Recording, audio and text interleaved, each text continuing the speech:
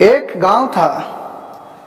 उस गांव में टोला था। टोला में बहुत सा भिखारी लोग रहते थे। उसको यही बिजनेस था, काम था कि भीख मांगना है और खाना है। वह काम करने के लिए कभी सोच ही नहीं करता था, क्योंकि भीख मांगने में भी बहुत कम मेहनत है और इससे इनकम ज़्यादा है। इसी तरह उसके सत्संगी में रहते रहते जो भी वहाँ संगति में रहता था सब भीख मांगता था और अपना गुजर बसर करता था। एक दिन के बात हुआ कि एक भिखारी था। वह भीख मांगने के लिए सुबह में निकला तो सोचा कि चलो कुछ भीख मिलेगा कि नहीं मिलेगा रास्ता में। तो अपना झोली में वो अरवा चावल रख लिया, थोड़ा स्वादा पाव। कहा कि कोई देखेगा तो कहेगा कि नहीं, आओ कौन से भीख मांग के आ रहा है, तो इसको भीख मिलता है उससे। अच्छा, कुछ दूर गया तो सोचा चलते हैं राजा के यहाँ।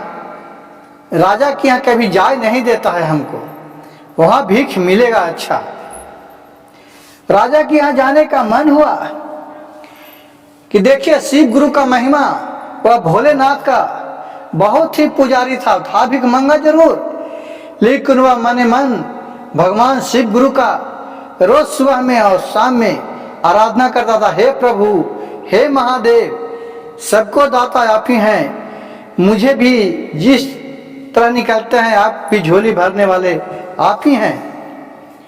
यह भगवान के नाम लेके घर से निकला था कि चलते हैं राजा के यहाँ भीख मांगने के लिए। रास्ता में पहुंचे तो देख रहे हैं कि राजा का रथ उधर से आ रहा है।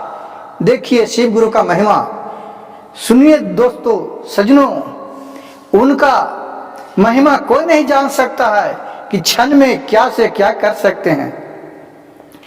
उधर से जब राजा का रथ आते हुए देखा भिखारी, भिखारी बहुत ही मन में मन खुश हुआ। कहा जय महादेव, मेरा तो बिना मंदिर बिना राज में गेले ही दरबार में हमको आज राजा भेंट गए, रास्ते में आज तो बहुत सा संपत्ति देंगे। यह सोच ही रहा था कि राजा का रथ आकर और भिखारी के सामने रुक गया। यह देखकर भिखारी खड़ा हो गया। राजा रथ से उतर के और भिखारी के पास गया और राजा बोलने लगे कि हे राजन, मेरे राज पर ऋषि मुनियों ने बोला कि बहुत भारी संकट आने वाला है।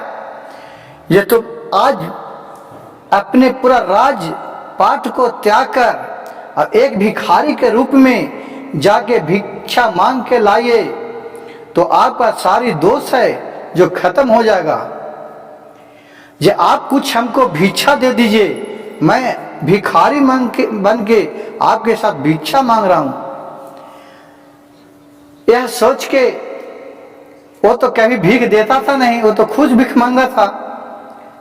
मन ही मन कहने लगा कि लो, मैं तो राजा के पास भीख मांगने गया कि राजा हमारे पास आ गया। बहुत तो कंजूस भीतर से था, भीख मांगा तो खुद था, लेकिन क्या किया, अब राजा के बात है तो अंदर से 5 गो दाना चावल को ही निकाल के आओ, उसको दे दिया। पूरा नहीं दिया, कहा कि आओ आगे जाएंगे तो कौन को मिलवे करेगा। ये 5 दाना दिया। वहां से आगे बढ़ा तो सब लोग, जनता लोग, जनार्दन लोग देख रहे थे ये भगवान का लीला, राजा का। सब लोग अपने भर भर के दक्षिणा देने लगे। कोई 1 मग्गा दे रहा चावल को, 2 मग्गा दे रहा। राजा सभी अपना उसी तरह फैलाए हुए सबसे भिक्षा लेके और अपने सामने राज दरबार में चले गए। अब यहाँ का कहानी दोस्तों यहीं छोड़िए, अब सुनिए भिखमंगा का कहानी। भिखमंगा और भी सगरो उस दिन भीख मांगने गए, लेकिन रोज की अपेक्षा उस दिन कम उसको भीख मिला, क्योंकि उस समय दीपावली आने वाला था। सब पूरा झाड़ झपेट सब अपना घर द्वार को नींव पोत रहा था, सब नेटर पोटल था। उसी तरह उदास होकर राजा ये भिखारी और घर आया।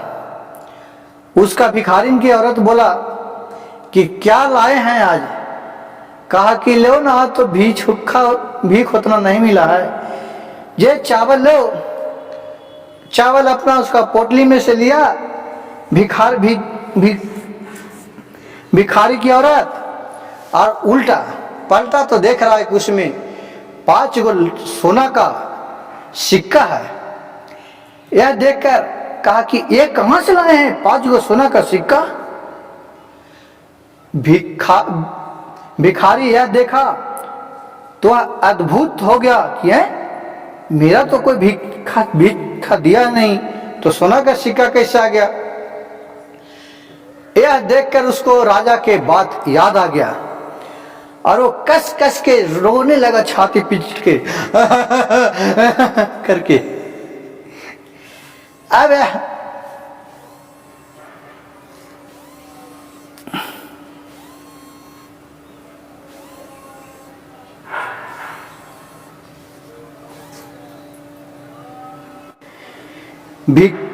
भिखारी रोने लगा।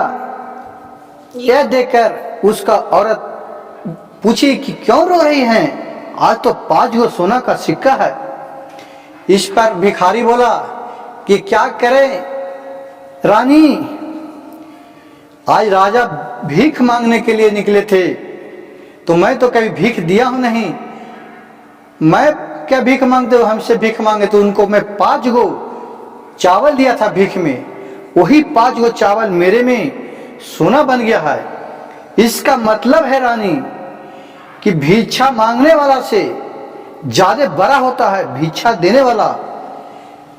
मैं जितना भी भीख मांग के लाता हूं वह सब मिट्टी हो जाता है, डेली के डेली खत्म हो जाता है, क्योंकि वो कमाया हुआ धन नहीं रहता है। और जो हाथ उठा के हम देते हैं वो मेरा कमाया हुआ धन है, उसमें बरकत होता है। ये सोच के और भिखारी उस दिन से भीख मांगना छोड़ दिया और वह काम करने लगा खेत में। जहां भी काम मिले, जौन भी काम, वो काम में अपना करने लगा। काम करते करते उसको बहुत बरकत होने लगा। जितना भी कमा के लाता था, क्योंकि नाजायज का पैसा उसमें बुराता था नहीं, मजूरी का कमा रहता था, पसीना का, और दोनों मर्दाना मराव इतना शंकर जी का देन से बहुत धनवान बन गए और बहुत सा दान पुण्य करने लगे और बहुत अच्छा एक शिव भगवान का मंदिर बनवाए और वहीं भगवान का आराधना करने लगे और अच्छा तरी जीवन बिताने लगे। दोस्तों, इस कहानी से यह सीखने को मिलता है कि परिश्रम का फल मीठा होता है।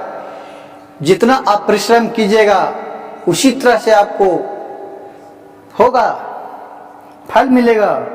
अगर आपको किसी के सामने हाथ फैलाने के आदत पड़ गया होगा तो आपको आदत पड़ जाता है।